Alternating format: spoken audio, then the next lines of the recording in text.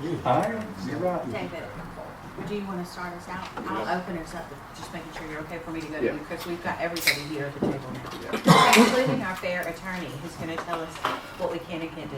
Maybe, try to. All right. It is noon. I did want to welcome the group today, and thank you all for reconvening so quickly after our last meeting. We had a lot of questions that came up, as well as some homework that I asked from some of the members of the Public Works Committee. We are missing Councilman Griffin. He did let me know in advance that he would be out of town, so I will share these minutes with him. And we do have a guest here today, Mr. Evan Misnak. He is a resident of District 4, but he may have some questions about this afterward for Mr. Sullivan. So with that, we'll go ahead and get us opened up, and I'll turn it over to you, Mr. Coombs. Okay, so I sat down with Justin Mason and Andy Jones to discuss the city's guidelines on trees. Alan and I talked a little bit about it. So the goal of this was to get, I guess, you, the council, and the mayor understanding kind of our policy on trees and how we do what we do and why we do it. So that, you know, obviously in my situation, I want to be consistent across the board. So we kind of came up with some guidelines. I don't know if I have enough for everybody. We still got some problems that we got to work through, but basically, so that you understand, I'll just kind of go over it. And I ran it by Mr. Jones and Mr. Mason. Who's older? You were? He's 7 minutes older than I The elder. The Elder Mason. So this deals with storm debris. So the street department clears limbs and other debris from the right of way after storms and other events causing road obstruction. We have trees that fall all the time, as you all know, for no apparent reason. The debris on the private property remains the responsibility of the property owner. If a tree or limb falls on private property, the department may wait for the owner or their contractor to move it off the property before removing any remaining portions on the right of way. And a good example of that is like if the tree's laying on a house, rather than the street department trying to cut that tree, we're going to leave it there until the homeowner gets their person and removes it all on the house, eliminating our liability from further damage. It's kind of the way we do that. And then in some of these cases are always handled on a case-by-case basis. There's always something that we've never thought about before, so it's hard to put it in everything in these guidelines. Now, homeowners and businesses with concerns about trees on the right-of-way should contact the street department. If necessary, the department will request urban forestry to inspect the tree and recommend trimming or removal. Healthy trees will not be removed. This happens a lot of time in parks, a lot of time in historic neighborhoods that have these big trees that somebody say, I don't like this tree, you know, it's going to fall, it's going to hit my house. So we'll let Craig go look at it, and he'll say, okay, we may want to cut some wood out of it. Maybe the tree's dead, we may need to remove that. And that's the way that works. But if it's a healthy tree, we don't remove it. Businesses, including departments, churches, and nonprofits, are responsible for removal and disposal of all tree and yard debris from their property. If you're an apartment complex, or it's the most common one, but if you're a private business, even some of these houses that are business in historic districts or whatever, they can't cut their tree and put it at the curb for the street department to pick up. And nobody's really supposed to do it. If a homeowner cuts their trees, they put it at the curb, we'll pick it up, assuming that we can pick it up. If they hire, or if they rent a backhoe to push this tree out, the street department's not going to pick that up. You know, they'll have to get them a hauler. But if we can get it with our normal knuckle boom collection, we will get that. We'll pick it up for you. But if a contractor does it, city code, as stated in here, prohibits us from picking that kind of stuff up. When was that code adopted? Let me ask my code expert. This, I think it's pretty old, to be honest. I don't know without having it in front of me. Some of these were 91. That's a whole nother issue we're fixing to get to next. But, I don't know. I don't think it's anything new on the tree stuff. Do you? I don't think so. Okay, yeah. So that's generally speaking the way we do things. Now, electricity does their own thing, and I don't know if you guys want to tell that now, or you want me to continue and come back to that. David, let me add something real quick, just to go on this. We spoke with Athens, Huntsville, Hartsville, and they basically do the same stuff. We have calls into Sheffield, Muscle Shoals, Dothan, Opelika, and Auburn as well that they have not returned our calls yet. But it's basically the same. The only nuances, and I think we do it already, if something can be reached from the right of way on the private property, Athens does do that. And that's something I think we currently do as long as no property is damaged in the meantime. But everybody else is pretty much the same, and also with the ones that we've talked to, none have written policies. So if you look at the trees there's one on Leela and one on Tom Bigley now, where we have generously cut them off the right of way. We're not going to the edge of the right of way, we're going past where we can reach a little bit. But you know what I'm saying, it's not like it's blocking the sidewalk, we're cutting it off there. And then the remainder of that tree remains in their yards, and they'll end up getting a contractor to remove that for them. So, any questions on this part so far? When you were saying, Andy, that none of those cities that you heard from, Athens, Huntsville, Hartsville, they don't have a policy like this where it's written down? Is that what you mean? That's correct. So it's basically like a gentleman's agreement. They all know it, but they haven't written it down. That's correct. Do they wish they had written it down? They did not indicate whether they did or didn't. They didn't think that they needed it written down. Yes, ma'am. Okay. All right. That was my question. Anything from you? Okay. I'm an expert on this. Just as long as you want me to put that in the record. No, don't put it in the record. Moving on to alleys. All right, so alleys are the same way. If it's a maintained alley, and that means we just paved it. Now, I don't remember, there might be one or two gravel ones left, but if the street department maintains that alley, then we will address trees and concerns on that. We trim those a lot. In other words, if it's, you got limbs hanging down, the street department go down through there and trim that alley up for somebody or whatever, and so that we can get a garbage truck through it, or which is more rare than it used to be, or a lot of times people live off these alleys, and we do that, pave them, patch potholes in alleys, so forth and so on. Now, unopened alleys, we do not maintain, and there are a lot of unopened alleys in the city that were never developed. They're platted, however you want to say it, but they were never built or constructed, and so we don't maintain those. Why? There's nothing to maintain. It's a strip of woods that goes through there, and it's never was developed. Well, there is an alley that's paved. I know of one that's off of Waterloo Road, and we don't do anything to maintain it. We would, yeah. An open alley we would. In other words, if it's open and we've used it. Okay, help me make sure I understand. Just please give a definition of this. Okay, so an You're talking open about alley, where there could be an alley if we chose to have one? if you look on the property map of the city or the plat of the subdivision or whatever, you'll see a lot of alleys, and a lot of them have been paved and been used. Garbage trucks used to use them all. Not all of them, but most of them. But you still have a lot that were never developed, were never paved, never cleared, and so those are what we do not maintain. Okay, so paving is really the difference. Is that what Pretty I'm hearing? much. Yeah, there might be one or two left that are not paved, but there's not many. So, and like I said, we'll come fill a pothole in there or whatever.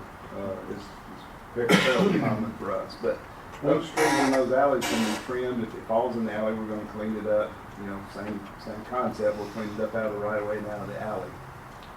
There's actually Chief Anderton were here. We've been talking, and I know Mr. Christian was there. Out what is now used to be District 6, now District 3, out by Faith Church. It's Guston, and it's a alley much like that. It backs up to a private drive. So if we ever decide to use that, we'd have to have, I guess, that. Well, it's already planted for it. Yeah, It could be developed. And I'll be honest, I don't see the city ever wanting to use an unopened alley at this point.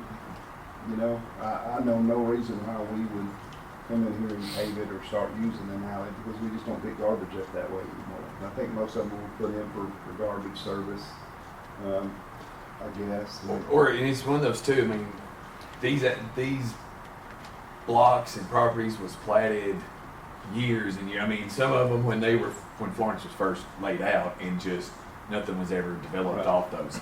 And so it's still right away, but it is still City of Florence right away, but it's just unopened. Now, a lot of these unopened alleys may have power lines in them. And if the alley's not been opened or paved, we don't do anything there either. So in other words, if it's a utility easement, The street department does not maintain those. These guys can address that part too. What am I leaving out?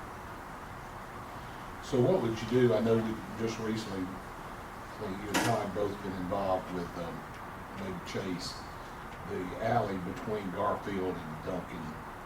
Guys, are you familiar with what I'm talking about? No, this thing's Todd. Now that's an open. That is a open. That's one of the ones where repaving. It was just had pot. It's seen its better days. That is a opened. I'll tell you, most of the unopened alleys that you're going to see, it's going to look like it's a neighbor's property. Like you, to the average person driving by, you would not know that there was a right of way through there. It looks like it's just the adjoining property owners have more land. That sort of thing. So it's just a strip of land, and like I said, they are all over the city. There's numerous ones. See a lot of them in East Florence, you know, on the East Hill area. See a lot of unopened alleys there that you may see. You see where it's laid out, and then we've even had some alleys in different places that people have requested, and so the cities abandoned them. I think that's the planning committee or something. Vacated alleys, we do. Right, Yeah. right. So that's kind of that part of this. So, David, when we're thinking about this, because Jimmy, you brought up the question, and I've spoken to this homeowner too, about the tree in the neighbor's yard and the neighbor won't take it out. At what point, or do we, and Craig, I guess this is a question for you, are we communicating to the homeowner, hey, you've got a dead or derelict tree in your yard, and do we do anything of that nature, and would we request anything of that nature? And that's the second question is for Billy. That's what I was about to say. I prefer to Billy because you're getting into a lot of legal matters there. Well, I don't think you were in the meeting when this came up. I wasn't. Do you know what I'm talking about? No, I do not. But Okay, well, you were shaking your head like you did, so I didn't know if I didn't want to repeat no, myself. that question's been asked many, many times, and I just say that's just a different aspect of the law. Well, the tree is at the edge of the road. It's sitting right next to the curb. It's obviously dead, and it's about to fall down. And in my opinion, and in the neighbors' opinions that have been complaining, it's become a safety issue for kids riding bicycles. They don't know it's going to come down. It's just a matter of when. And they didn't know if there was anything, because as I pointed out at the last meeting, we do put notes on people's houses about unkept property. Right. So why would we not put a note on the door or whatever about a tree needs to be removed for safety issues? Especially one that is close to the That's that close to the road. Now, if it was in the backyard or something, if they want to live like that, so be it. But it's endangering people that are walking by it, kids in the street that are riding bicycles. So it is. I'm It's not not being the right of way. dramatic about it. So, If it's on the curb like that, is that considered the right of way? It all varies. We can measure the right of way depending on the street. Marlboro Street. Okay. So, Billy, What can we do, or the what? question is, do we have any sort of an obligation, or should we inform homeowners if they have a dead tree that Craig deems it to be unsafe, that they need to get that removed, much like we say your yard is overgrown? If it's close to the street. I mean, not really. I mean, we could. The issue you get into probably is if we do it one time, then what's going to happen when we don't tell somebody else to take it and it falls, or are we going to have any liability for that? And I don't think we would.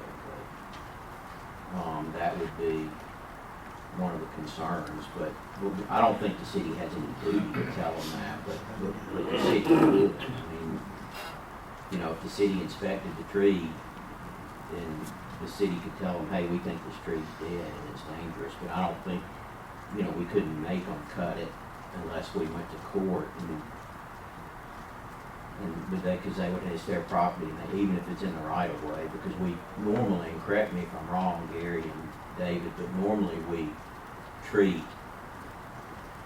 city, you know, the city right of way in most neighborhoods goes beyond the curb, but the property owners maintain that, where the city doesn't fool with trees and other property that's within the right of way if it's on the property owner's side of the curb.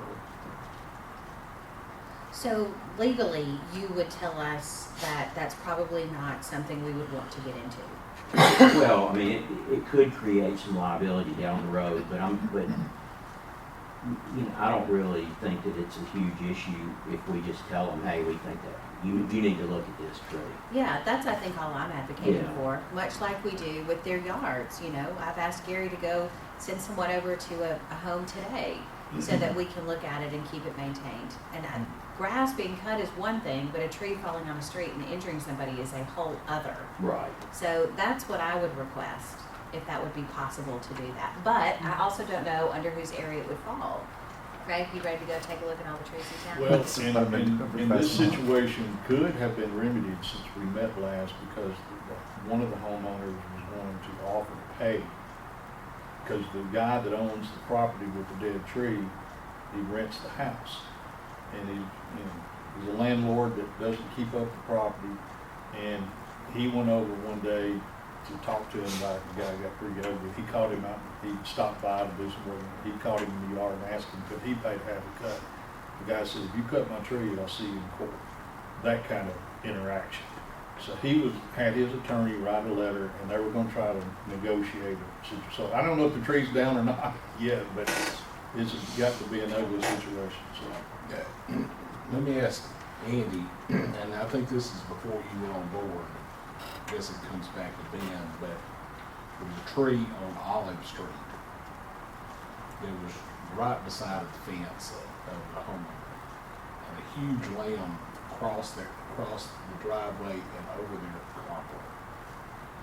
And the homeowner, even though the tree was in his own yard, was worried about it, falling and carport out. And he actually paid for it being removed.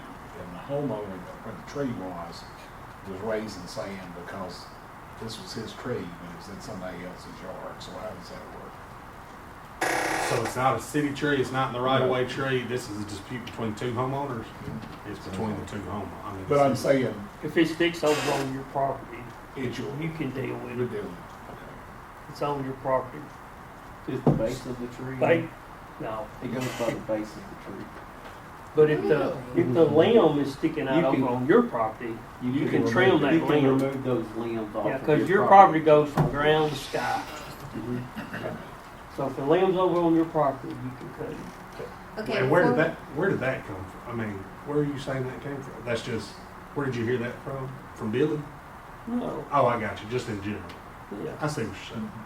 I got you. Add it to the thing. Add it to the guideline. Back to the idea about the trees, though, and helping people understand that. I would like to see us do something of that nature. So what do we need to do first? Well, again, in my opinion, the biggest issue is when do we do it and when do we not do it, and how much obligation are we going to create for the city to go around, drive around and find trees and tell people, I mean, it would have to be something only when it was brought to the city's attention. that's what I was gonna ask. Could it not just be a situation where someone's complained that, hey, this tree's gonna fall on my child? Didn't go look at it. I mean, naturally, we don't have the resources to go out and drive streets all day long to look for dead trees and overgrown grass, but, when you get a complaint, if it's warranted to put a note on the door, I don't know why we shouldn't do that. Just put a note on the door, may be enough. I mean, it could be we would just, it's probably okay just to, if we get a complaint, but that's gonna require an arborist, which Craig is probably the only person in the city now, unless the electricity department still has an arborist. Well, here, from Billy's standpoint, he's trying to keep the city out of liability situation. So, like if we are asked about a tree, you don't have to tell them it's good or bad. You say, that tree might be suspect. You might want to get somebody you feel comfortable with to look at it and advise you what you need to do with it. And that gets us out of it, the city out of it, and gives them And what they don't realize is you're actually doing them a favor, because if their Yeah. tree falls and kills a child, they're liable for it. But, you know, if you just tell them you might want to get that checked, Right. it might be suspect, but get somebody you feel comfortable with checking the tree and advise you on what you need to do, and that takes us out of the picture. Alan, is that in y'all's policy? Because y'all do have a written policy. On advising people, Yeah. I don't know. We advise for just if it's, I mean, if it's just on a random property where there's no power lines, we don't typically advise. In North, it is difficult because in those cases, you do have to have a certified arborist to say, hey, this tree is safe or unsafe.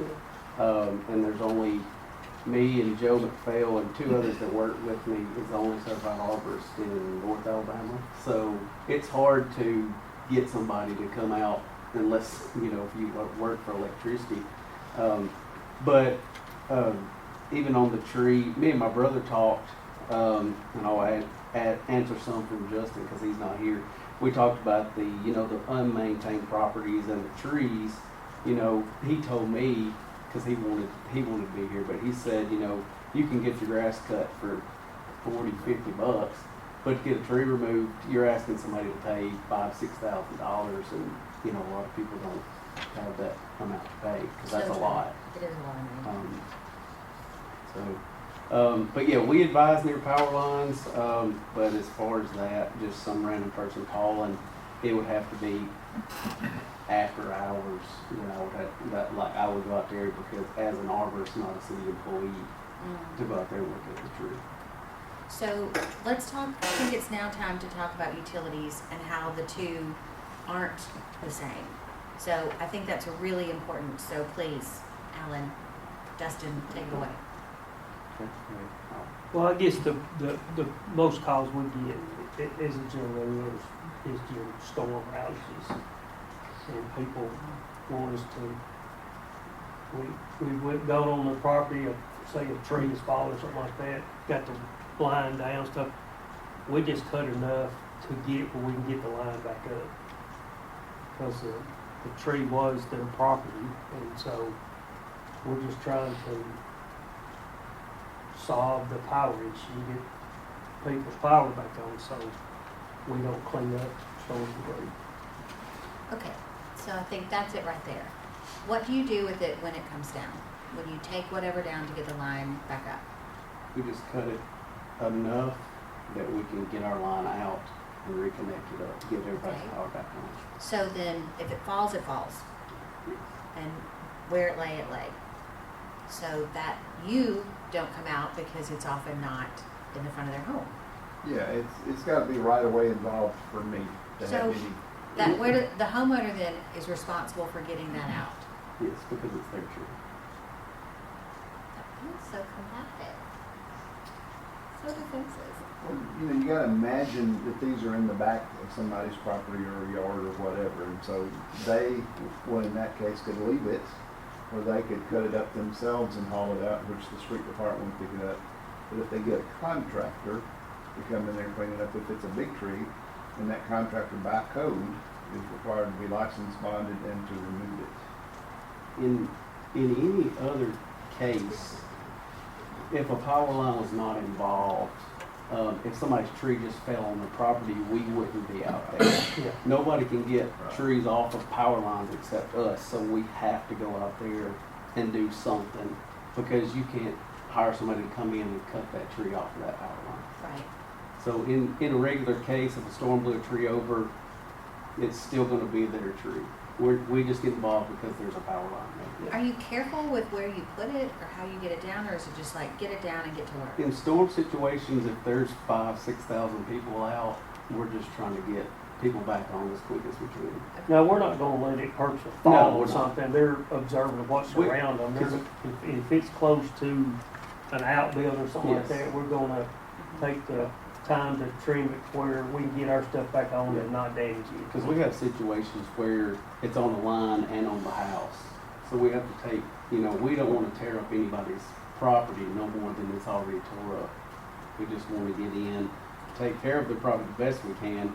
When it's storming, I know we get a lot of rut calls, but it's it's soaking wet after a storm, so we get in there best we can, take care of the property best we can, and get their power back on as quick as we can.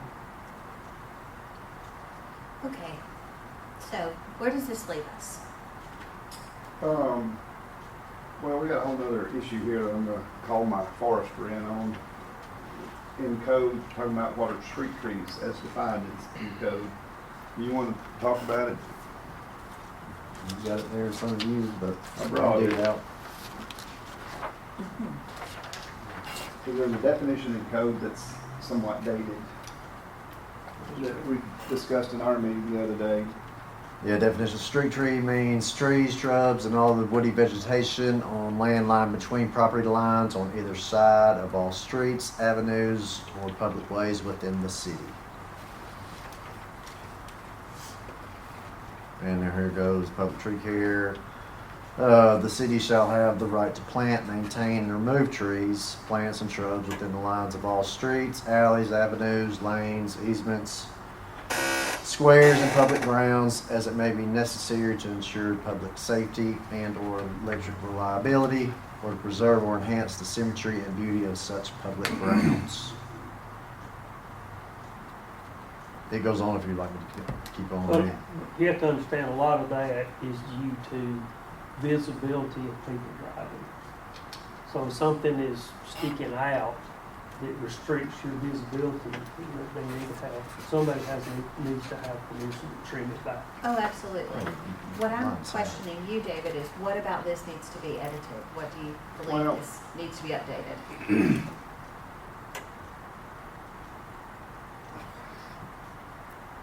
It's difficult to say because every situation is different.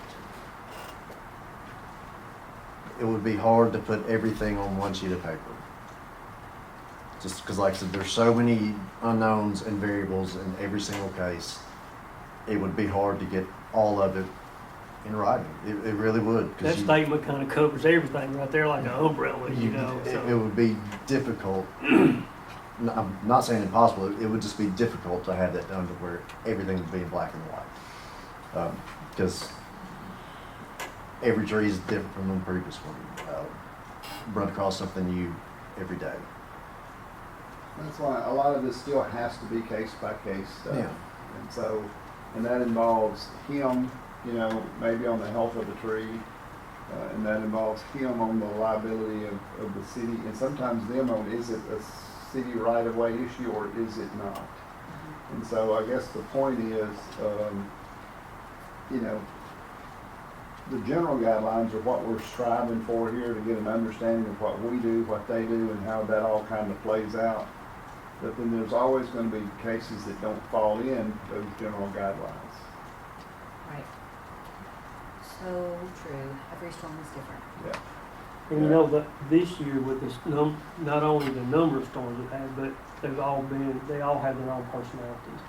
The early ones, we had a lot of lean ones, stuff down there. Especially the last one, we had big trees down. Right. Big trees. And that's a whole different ball game there when you've Yeah. got big trees coming down. That wind, that straight wind that came through really did change the tone and tenor of that That's most right. recent one. And the other big point here to remember that always happens if we have a big storm is that city code does require your tree person to be licensed and bonded and insured or something like that. And so you get a lot of the fly-by-night guys that show up. I'm gonna cut your tree, you know, I'm gonna put it out for the city to pick up, and it may be the size of this table. And so letting residents know that, you know, make sure your guy's licensed and bonded. All the licensed and bonded guys in town that do work know not to put stuff out for the street department. And so, but it's those storm events, those big ones that cause us so many headaches. And if I don't see the guy, the contractor cutting the tree, I don't know that the homeowner didn't cut it. And I've had several, I can name some names that you folks know that have told me and my son got out there and cut that tree. I know better than that, you know, but I do pick those trees up. Like I say, there's a limit. If a knuckle boom truck can get it without hurting my truck, I'll get it. If I don't know who cut it, if the contractor cut it, I won't get it. If we see them, we'll go out there and talk to the contractor, talk to the homeowner and say, hey, you've hired this person to cut your tree, y'all need to remove it, you know, haul it away. Would it help to do a little education for people, because the average We person do. does not understand it or even know it, because you got these guys that blow into town and take Right. advantage of the storms that cut trees, and they leave, they don't care what the Absolutely. ramifications are. And we've done that, we put that on social media, and we probably got it on our city Well, pages. I know you do, but I'm wondering if sending a letter to every resident and letting them know, you know, the policy on that, because it'd save everybody a lot of headaches, because they get really irate. They don't understand why you're not picking it up when they put it on the curb, Right. and they don't know that since you pay the guy to do it, he's supposed to haul it off. You know, we've had in the utility bill flyer before. I was just about to say, Yeah. it has appeared there, but not recently. Is Yeah, it and worth we'll put that putting it back out in there? Yeah. I think one thing about all the departments here, all the departments, in general, we want to help all of our customers and residents as much as possible within the limitations that we have to work with. Right. And sometimes that's difficult to do, and it has to be explained to them why sometimes you can't do what they like us to do, but as a general rule, we're all trying to help them out.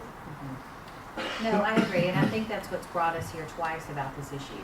I think all of us want to do the right thing by the residents. We want to make sure that they don't have these issues.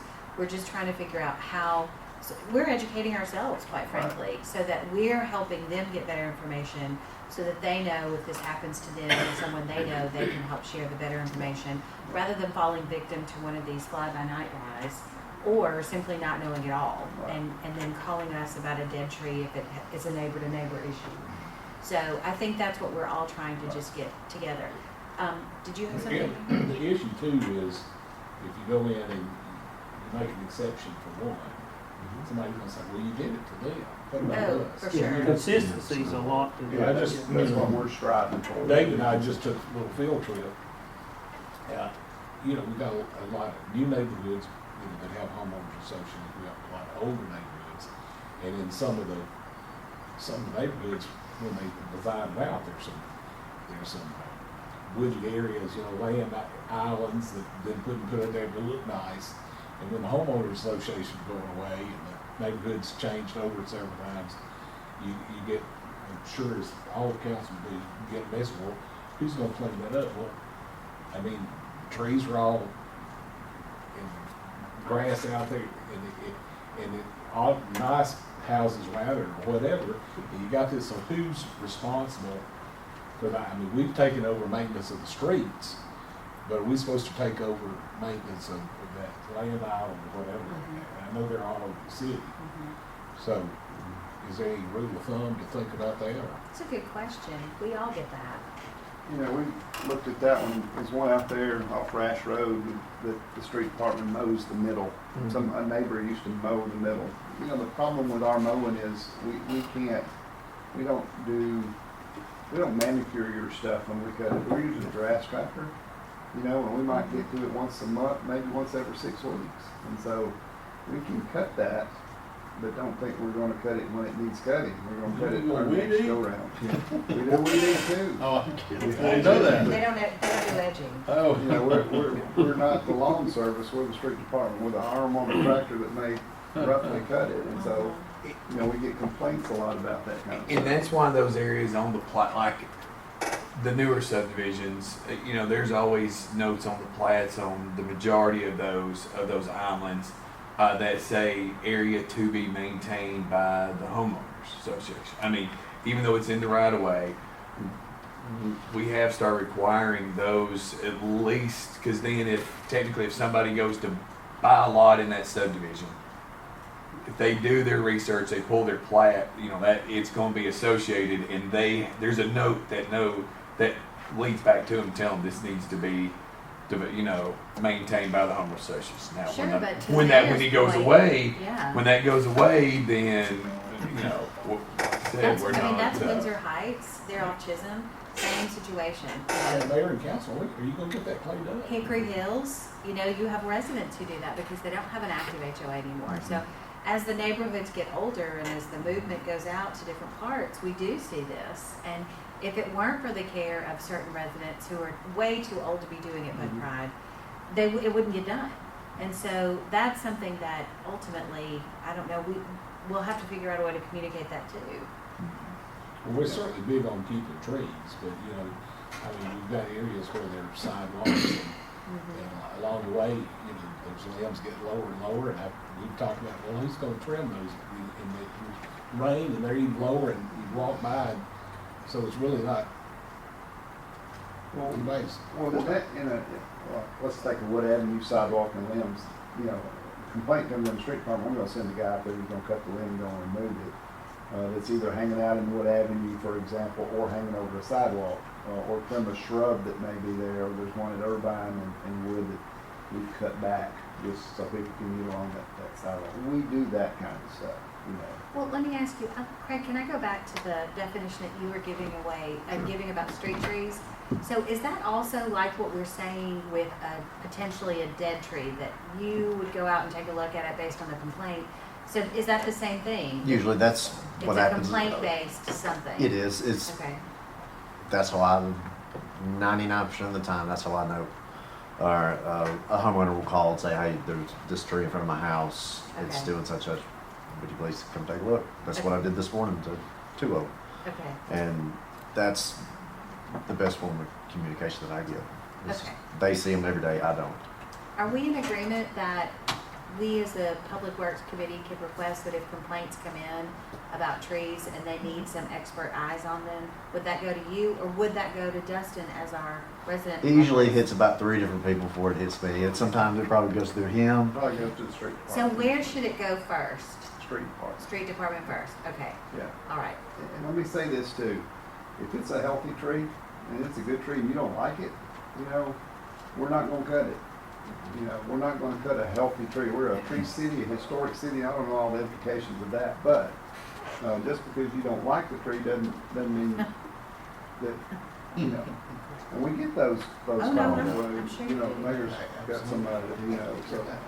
We typically don't cut them. Now, we've had a situation on Leela where the guy cut his own tree on the right of way. He butchered it and killed it, and we ended up having to cut it down. So, but you know, I don't know that he called and asked. I guess he just did it. He just did it. Okay, so if we get those complaints, route them to you, and someone can go, and I think that would help us. Because I'm no expert either, but I also don't want to get in the middle of an issue that could make the city liable, or say something that's absolutely inaccurate. Yeah, and what we do on those, just for example, is, let's say you got one at, on Wood Avenue, and they say, hey, this tree's split or something. My guys go up there, if they see a split tree and they know, then I usually will call the District 2 guy, that's his district, and used to be Dick, and now it's Jackie, but it would say, hey, look, we fixed to cut this tree, it's an old tree, it's a pretty tree, I'm sorry, but it's split, it's dead in the middle, and so just letting you know in case you get calls, because people get calls about those. Oh, Can yeah. we, Oh, maybe we get we're that. talking about this today. I'm coming home yesterday. I came to the back way into Creekwood on Mars Hill Road. Come up Knightsbridge, turn right on Westbury, coming up the hill, and there's a tree hanging out on the road. And guess what happened? Limb fell just as I got to it, shattered my windshield. Are you kidding? I swear, they're supposed to come replace my windshield Monday. I mean, it scared the crap out of me. But it's hanging out over the road, and it's, the limbs are hanging to where they're just, the weight of them, they're just finally, you know, and I mean, the second I got under, bam! So you think the whole tree, is it on the right of way? Yeah, it's out in the street. So, do we need to send somebody out there? I feel It like needs this to be is trimmed our back. I complaint mean, situation in again, action. that could have been, We hey, are putting it to work. we got a ton of walkers in that neighborhood and kids on bicycles. That limb could have fell and hit a kid in the head and it would kill him. Is it going up that hill? Sorry. Yeah, it's, if you come the back way on Knightsbridge and you turn right onto Westbury, and you're just as you're heading up, you know where the old cemetery is? There on Westfield. Westbury and Creekwood is right across the street from that tree, and you'll see the limbs hanging out in the street. Well, David came out and did this on Decatur Avenue with the tree that is dead, but there was the limb that was hanging out right there as people were stopping. And so had it still been there, the homeowner still has not brought it down, but I mean, at least it's not over the roadway. And so it created at least some more safety. But that tree's gonna fall and it's big enough that it'll hit the neighbor's yard across the street. So feel free to go take a look at that. Okay. I know exactly which one you're talking about. Do you? Yeah. Yeah, that one limb that was hanging right over the shoulder, that this is, because it had moss growing on it and everything. Oh, yeah, that There's was, been some big trees Toasty. come down this year. Really has. Let's make sure that we're straight on this. So communication is gonna be critical and complaints routed to you, David, for things like what, Jimmy, we've just tested the system. Yeah. So go Call to you the and then street you'll department. go to, if it's Dustin or if it's Craig, and you'll go that way. Yes. And then you also said we will do education and you'll put something else in the utility bills this Right. time. And then finally, you gave us these procedures in writing. Mhm. Are we asking to adopt these procedures so that it's there in writing, knowing, to Craig's point, case by case basis? Asterisk. How So would we, this is not an ordinance. no, we sat down and kind of came up with, here's how we do it, but I don't know, is it something we would adopt or just kind of something we would? I wouldn't adopt it. So what should we do, Billy, just so that it's a clear pathway for everybody to know? Well,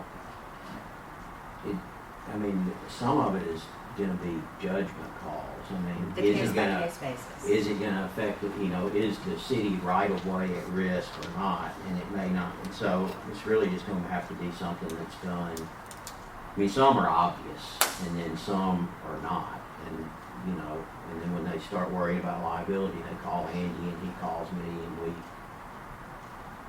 have to make a nuanced decision based on everything. So it's really difficult to talk about because another thing that distinguishes trees, in my opinion, even though in the law it may not be recognized this way, most of the trees that are between a sidewalk and a curb, the city planted.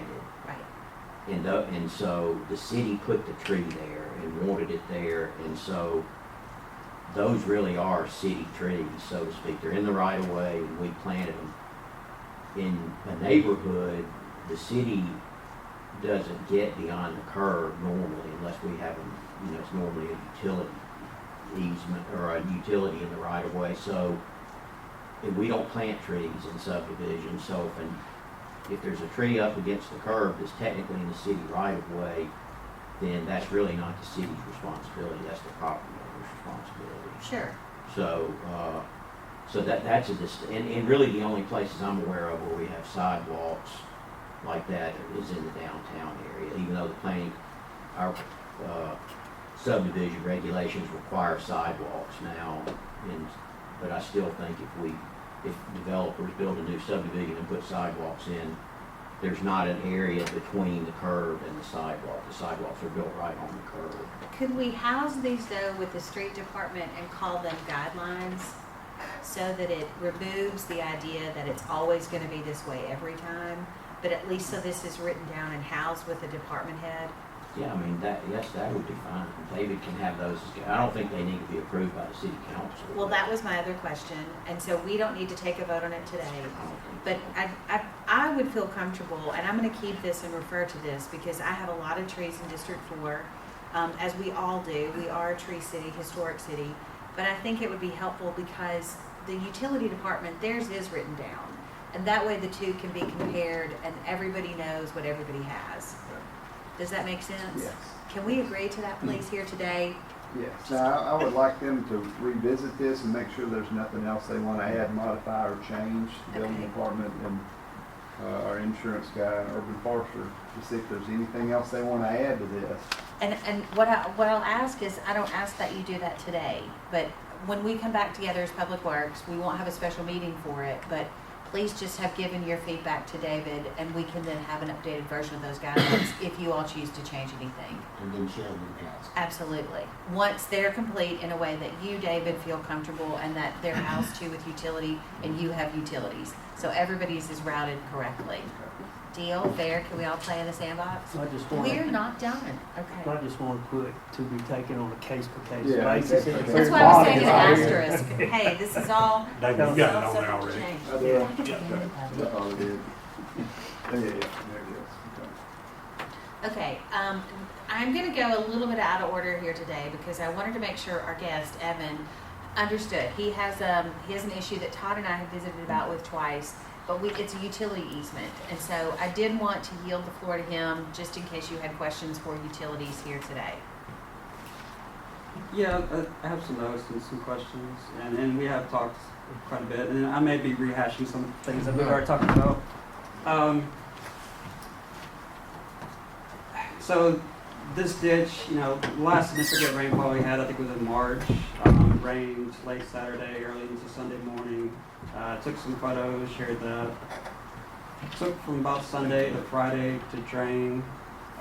Bill, engineer, I forgot his last name. Batson. He looked at it, watched it drain.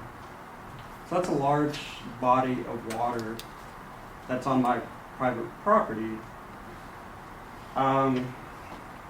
So in my concern has been legal property damage and safety. Is there any, so for example, if a property owner has a pool in their backyard, does the city have regulations about enclosing the pool area because it's a body of water? Does that not apply to this body of water that's on in my backyard? So the area for it's back where the linen National Linen Linen place where Starbucks is now. There was there was another commercial building area pad that's been cleared off for years, and then there's a natural ditch that comes through there, and y'all have a utility line that runs back through there. What's your street name again? Hackett. Yeah, so y'all know where we're talking about. Probably 10 years ago, 8 years ago, so there was a storm came through. I know y'all cleared. There was some trees that had fell on that utility line through there as well. There's the only easement on the plat is the actual utility line. There's an anchor easement on his neighbor to the north. Anchor easement on that, and that's and there is it is a natural ditch that comes down through his property, and then it exits out a pipe on the south end and heads towards Florence Boulevard. So that's kind of just kind of catching them up there to let them know where we're talking here. But and Gary can probably speak to this. He handles the pools, but as far as anything in our stormwater, with this not being a detention area, if this is just being a natural ditch, that is the difference. Like, there's not aware of anything that we have as far as a natural ditch that is in our subdivision regs, and Gary may speak comparing that to the pool and a little more. Well, I mean, the city's adopted a swimming pool code, or it's part of the building code, and it's specific to swimming and wading pools. It would not apply to open drainage ditches or ponds or whatever. So this being it's a public utility and it pulls up, creates a large body of water. So there's, I guess, the point I'm trying to make is like, you mentioned a tree. That property owned by landlord being liable if it falls and hurts somebody. Am I liable? And that's sort of the same thing if like a child gets in this water, gets stuck in the water and drowns. It's a utility, but you guys don't have any legal authority over it, it seems, and it's on my private property. So you guys don't want to have any authority or agency over it, but I'm liable, right? I may be lost here. What's making it a utility? Why are you saying It's a ditch. Okay. It has multiple sources where it feeds water into it, from street runoff and surface runoff. And it has one drain, but it's not draining. I believe it's because of when brush was cut along those power lines and not hauled away. So, yeah, and it's kind of perfect. Like, there's a ditch that comes through there. There's no drainage easement. Because there was nothing designed for this. This was the natural ditch that came through there. But there is a utility easement along there, because along to where this ditch is as well, there's a utility line. So it is kind of the area to where there's a utility easement for the utility line, there just also happens to be a ditch through there as well. And a what tree- Evan, And a tree has fallen. and trees have fallen, there's been brush that's been cut up. So, and it was storm damage. And so, I believe at that point, David's guys came in there possibly at one point and cleared a little bit of the area out that they could reach. But it was storm damage that like I said, you can still see there's dead trees still that fell back in that storm that's still laying there, and it's in that natural ditch that's not a drainage easement. It's not, but there is a utility easement for your line. And I know- Is that kind of bringing it full I know circle a there? lot of times that we get a lot of questions about utility easements. Mhm. And in our easements state that, you know, we have the right so when we get a utility easement, we do not gain ownership of that property. And I get people all the time saying, well, it's right under your power lines. Well, we don't own the property. A utility easement does not give us ownership of the property. A utility easement only gives us it gives us the right to get back there and maintain our power line. Without permission from the homeowners? Yes, because we have a signed agreement from the property owner of whenever, and some of those easements are old. Extremely old. And a drainage easement falls in that same category. Okay. It gives the street department, if there's a ditch block, like I said, this is not in the drainage easement, but that is, Yeah. yes. Does that answer your question, Evan? I didn't know that. I was not aware that it was, but what Dustin just told me about the ownership thing, that was news to me too, so. Who owns the property? The property owner still owns that property. Yes. I know, but who lives there, you know? Evan, Oh, yeah, you right, own it. yes. And that's the point I'm getting to, is where, you know, it's a life, if it's a utility, you guys don't have an easement on it.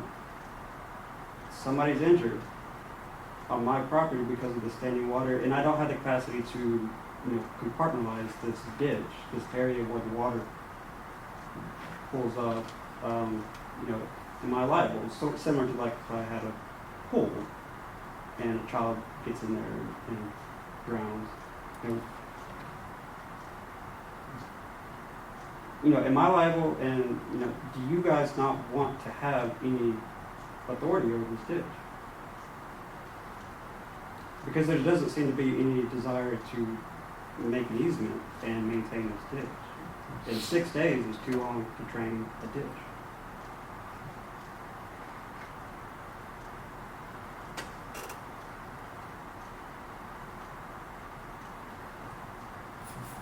From a drainage side, like I said, we've gone out there. Like I said, the street department did clear a little bit of the brush that was left from the storm damage to allow. Now, like I said, that was 8 years ago. But at this point, the city's policy is, I mean, it's a natural open drainage ditch. It's not one that was created when a subdivision was built. It is not a engineered design. So our typical policy is the fact that we do not maintain a open ditch in that facility like that. Is there some sort of a recommendation we would give to anybody, like we would do with the trees? Hey, this is what we're recommending. And it would be like a fence or something like that? Or I'm asking because we're not the only, Right. this is not the only case of this, but. I will say for the engineering department, typically we do not give engineering advice to private citizens, more for liability reasons. Like it is, we don't want to suggest, hey, here's what you need to do, and then obviously we're an engineer and they're calling us out there, and and that puts us at a liability of on private property. So, Dustin? I feel like so you're asking more, and if I was in your situation, I'd be wanting more, like from a legal standpoint, what can I do to keep myself from being liable if something happens here? What does the law say that I can I put up a sign and say, you know, deep water, or, you know, anything that warns people that, you know, there's some kind of risk back here? And I don't know the legal side of what that. But that wouldn't, I mean, that wouldn't help a small child. They're not gonna read this. Right, but I'm just saying, in general, Right. what would be a good, way to keep yourself from being liable if something did But happen? also from someone from getting hurt. That's Yes. what I also hear as part of what you're saying. Right. Like, before, first and foremost, I don't want anybody hurt, and I don't want any property damaged as well. Mhm. And then comes the liability on my part because it's private property and nobody else is claiming any authority over it. So, and that also leads back to my other question is it performing the way it should? Is it blocked? Can it be cleared where it drains through back towards Florence Boulevard? And whose responsibility would that be? And that's beyond my property line at that point. And I will say, from an engineering standpoint, there we do not see any blockages from the downstream side. Now, it's the problem we run into. This subdivision was, it was brought in before there was, and the downstream infrastructure was really, some of that was designed before we even had an engineering department, and obviously not to the standards we do today. And it's one of these areas that we deal with in a lot of parts of town, that it's just a older system, and it is not designed to the standards today. Is it flowing? Yes, there's water, it drains, the water does get out, obviously, but 6 days is, as you said the last time, it took that time. So there's not, the water is getting out. So at this point, it is hard for us to say, since there is no engineered design, engineered that came through our department for any type of approval. It puts it in a quandary here that the water, if that water was not getting out, this would be a totally different discussion than what is happening there. So what do we do? How do I help Evan get his question addressed?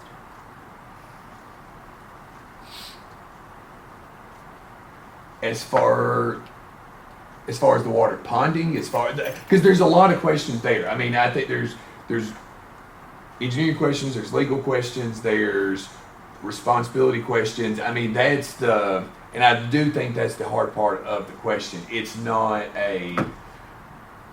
even a one-part question. I mean, there are multiple there. But from a engineering side, I will say that is,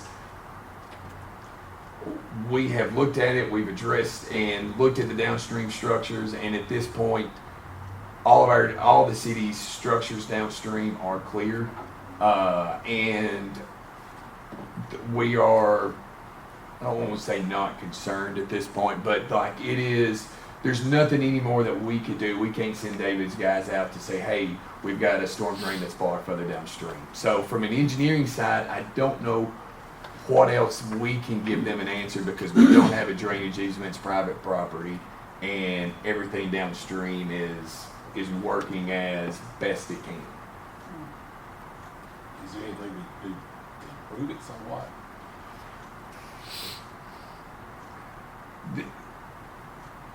And that's a question of, can we improve it? You can improve a lot of, I mean, you can do that with any drainage area, and it's one of those that we would have to evaluate of what is happening. And it's just like any other drainage complaint we get at the city that people complain. And kind of the things that we bring to y'all is it getting in homes? Is it getting in crawl spaces? What kind of damage is being done? And at this point, this is a large ditch, and there's water ponding. It's not getting any houses. There's not really affecting a road being washed out. So as far as being done, I don't know how far up the areas of concern that we have that is affecting the public as a whole there, or a private citizen's residence.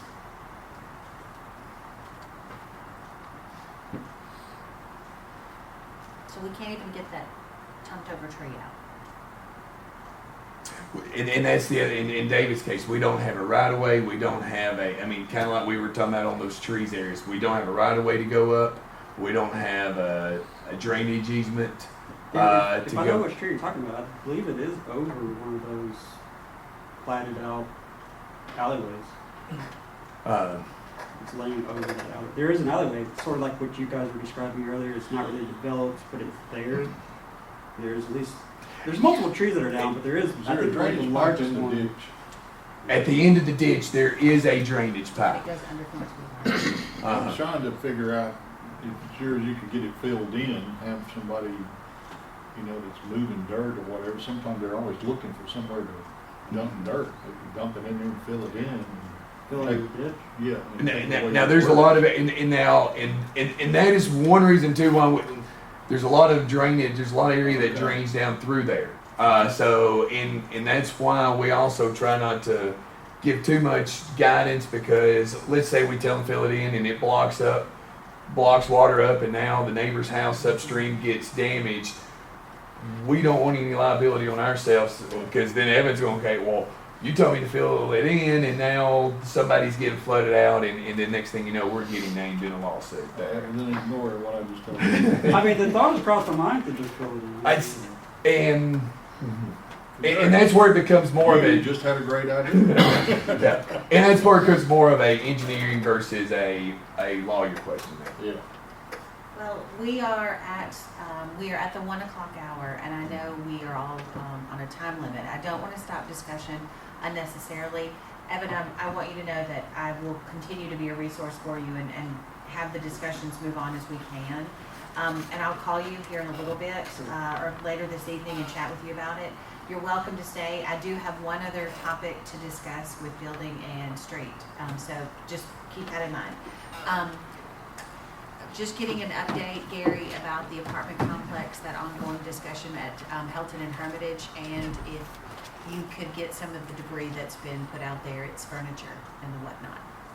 Helton and Hermitage, which apartments? It's a six-plex thing. Yeah. The what? The little right there at the end of Hermitage at Helton, yeah.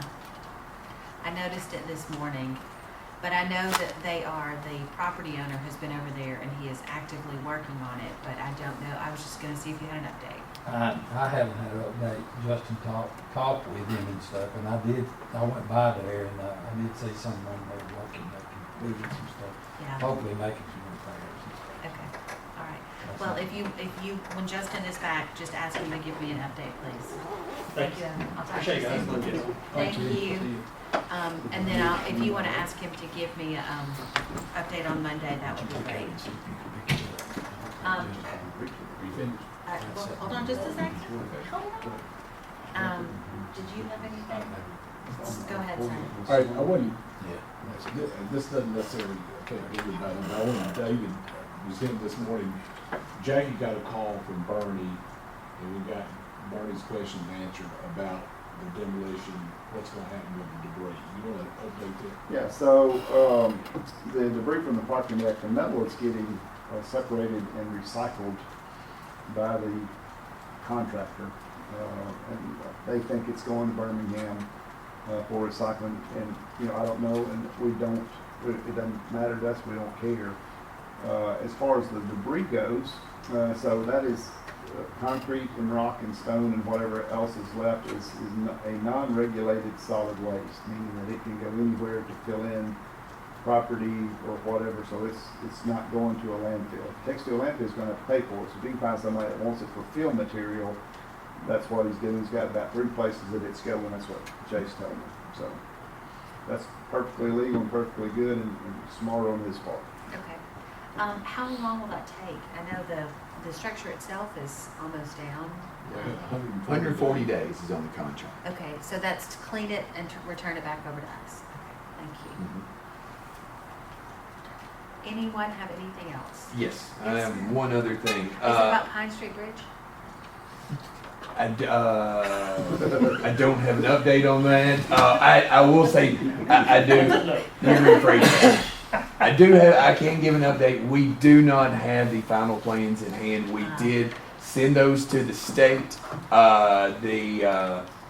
We did not have the right form, as the state has changed the form, and who knows what it was. So we got the proper form, we got that resubmitted, and we are waiting on, it should be days before we have a set of plans, I'm assuming, from as long as everything went well with this form from the state, so, to proceed with that.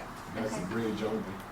Yes, that's the bridge. Right, Yes. that's the Mhm. structural undergirding of it. Yes, ma'am. Okay, now, The other, we had a citizen come in requesting a speed limit sign with the actual miles per hour. Like I said, we've got a few of those around town that when you drive by it, it actually shows your speed.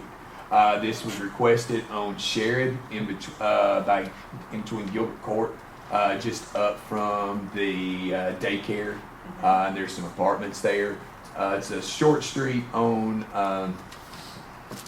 Sherrod there.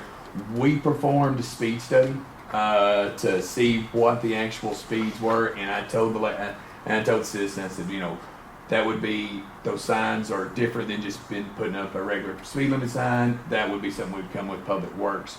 We put out a speed study on 4/23/25. We ran it for 2 days. The ADT, so was 404 cars a day is what is on Sherrod. The 85th percentile, so 85% of the cars are doing 33 miles an hour. wow. So the max speed was 44. Now this is in April, and in our opinion, with these speeds, I don't know if it requires. If the speeds would have been higher, 33. If 85% of the cars are doing 33 miles an hour, and the speed limit's 30. That's pretty good. That's pretty good. Now, granted, this was done in April, so I mean there are student traffic. There's a lot of student traffic in this area. So I don't know. I mean, that's school's still going on, but that could be something different. But given the data we were given now, I really don't see any area that we would need. We can put up a regular speed limit sign, but I don't see the need at this point for one that shows the posted speed. One thing we may look at, and I can get with the police department, in August when school starts back up, we may try to put out the police and get them to put that out. Typically they put that out for about 2 weeks, and it will show their speed, but it also collects data as well. So then at that point we would have more data, and depending on what that data gives us, we may change our plan. But I told the citizen that I would present this to the Public Works because that would be something that y'all would decide if we were going to do this. But in our opinion right now, based off the data, our recommendation would not to be to put that in, but to Put up a speed limit sign. we'll put And up a there's regular not- speed limit sign. There's not one currently. No, ma'am, there's not one, and so we would put that up, and then at this point, if back in August, when school starts back up, there's a new crop of students, we could put the one the trailer the police have and go from there. I'm in favor of that, Okay. based on the data that you collected, Mhm. agreeing that April may not have been the most Mhm. optimum time to catch people Mhm. going over that speed limit, but 33 is remarkably low. And So that's impressive. So- Yay, Florence drivers. so yeah, and we tried to, and actually this one we tried to put it about halfway in a spot to where we thought they were going the fastest as well. Yeah. Okay. Okay. I would agree with that. And then I do like your additional plan to maybe put that trailer out in August. I think that would be helpful to reinforce that. So. And as you say too, you might collect additional data that tells you, okay, this is a school year's thing. And kind of go from there. Yeah. Okay. Speaking of that, is it possible to get those flashing lights for pedestrians crossing Court Street like we have there on Tennessee Street? Where at on? There's two mid-block on Court Street where pedestrians cross there at the shelters, and there's no light other than, and so they just have to stop. So is it possible to Talking get? about the 100 block and the Yes, sir. 300 block. Those came from Temple. That's what I was fixing. I know those were, yes, I mean, that is something that I don't know what kind of electrical systems we got. I mean, there's power out. They're on solar. Yeah, Those came they're from solar. Temple. Oh, I'm sorry. You want those, not the, I'm sorry, my head went to the overhead there. Yeah, you're talking about the You're walkway. talking Yes, about sir, just like on yes. Tennessee, yeah. Mhm. Those came Yes, from Temple. those are solar there. Yeah, I mean, if that is something that Public Works, we could look at that for sure. Well, we have so many people who are crossing there, and you can tell they're hesitant, the drivers don't know what to do. And so just trying to mitigate any risk by at least alerting them to the fact that, hey, this is a crosswalk, be aware of it, just like we do here. Yeah, I will say if we put them on court, I will go ahead and tell you, Tennessee's going to be the next street that people start asking. So if we're looking at those or looking at a big project, we may look at some pedestrian traffic. We can do some pedestrian counts, and we can kind of come up with a plan if we want to of what kind of pedestrian traffic we have on Tennessee, what kind we have on Court, and to be able to do that, or we can put them up all the way down through there, or just on Court, I whatever. was gonna tell you, the Tennessee and the one she's talking about and the one across from Trowbridges are the three that are used the most. I agree. It's What you may want to look at too is because of got so much decor on each side of the street. mhm. You're gonna be so far back, We just- visibility may be there's lessened, so you might have to go to a pole with a decorative arm sticking out over the road. That It would is- actually show up better. show of it. So, but that is something we can look at and address if that is y'all's wish there, and can report back with some more information that we find. I would say that is definitely our wish. Okay. So, All right. but seriously, I like where you're going though with the plan, because there are plenty of places where we know that pedestrian traffic is shifting and moving, Mhm. and I by no means want to go overboard with it, but Right. But safety is really a concern, especially when you have people in town for Arts Alive and other festivals that they're just not familiar with how these things work. So there you go. I would sincerely appreciate that. Okay. On behalf of Public Works. mhm, we can do that. Thank you, sir. Okay, anything else? Thank you all so much. If once you see David, once he gets that information, can he go in and send that to the council? Absolutely.